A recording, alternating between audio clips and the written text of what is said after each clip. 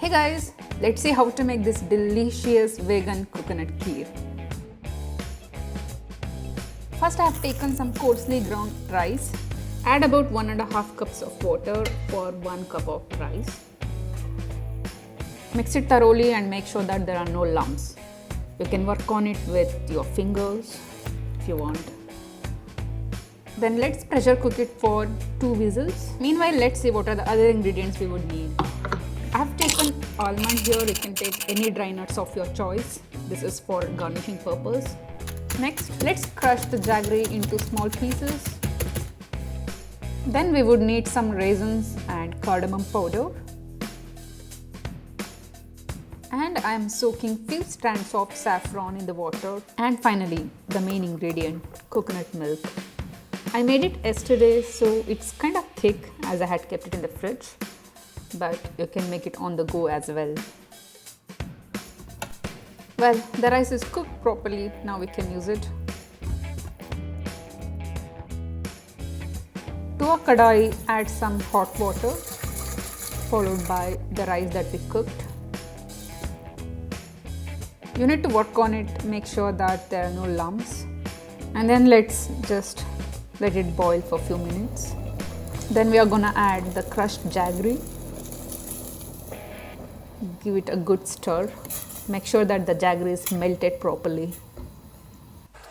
Stir continuously and let it cook for some more time. You can see it's cooking really well.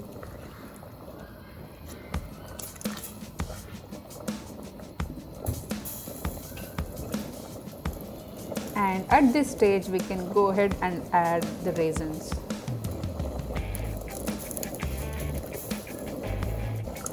If you need, you can also add almonds at this stage, but I don't want to lose that crunchy texture, so I'm adding it in the last.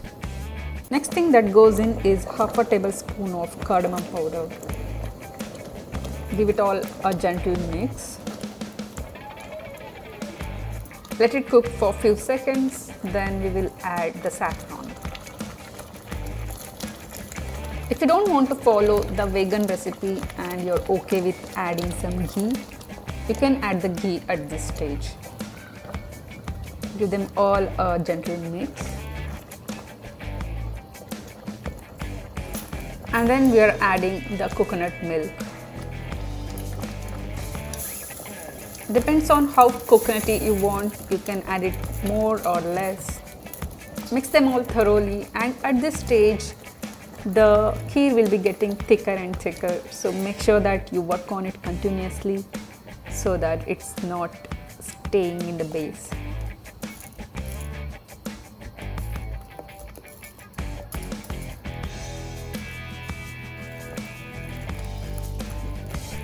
Oh, I'm getting the nice aroma right now. Smell itself is so delicious. Let it cook for some more time by closing the lid and turn off the gas so that it cooks with its own heat. Yay, ready to serve.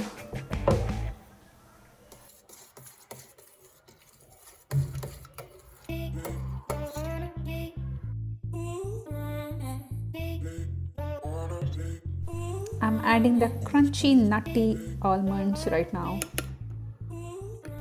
As this is Rakesh serving, he wanted some ghee on top, but it was a vegan week for me, so I skipped it. Hope you guys liked it. Thank you.